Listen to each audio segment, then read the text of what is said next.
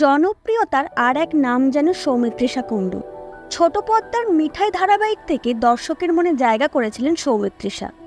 নিজের ট্যালেন্ট এবং দর্শকের ভালোবাসার জোরে বাংলার ছোট পর্দা থেকে বড় পর্দায় পা রাখেন সৌমিত্রিষা। তার প্রথম ছবি প্রধান, তাও আবার এমনি সেমনি ছবি না, বাংলার সুপারস্টার দেবের বিপরীতে কাজ করেন এই ছবিতে। এই ছবিতে সে দারুণ প্রশংসা পায়। সম্প্রতি আরেকটি নতুন ছবিতে কাজ করছেন সৌমিত্রিষা। পরিচালক রূপক চক্রবর্তীর 10ই জুন নামক এই ছবিতে আছেন সৌমিত্রিষা এবং সৌমিত্রিষার বিপরীতে আছেন সৌরভ দাস। তাছাড়াও কৌশিক সেন, ঋষভ চক্রবর্তী ও মৌসুমী দাসের মতো শিল্পীরাও আছেন এই ছবিতে। জানা যাচ্ছে ছবিটি একটু ভিন্ন স্বাদের। আর ছবির নাম 10ই জুন হওয়ার পিছনেও নাকি কারণ আছে। 6 মে থেকে এই ছবির শুটিং শুরু হয়েছে।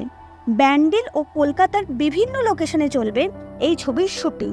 এই ছবির মুক্তির দিন ঘোষণা হলে অবশ্যই আপনাদের জানাবো। আর সৌমিত্রিষার নতুন ছবির জন্য আপনারা কতটা এক্সাইটেড তা কমেন্টের মাধ্যমে আমাদের জানান।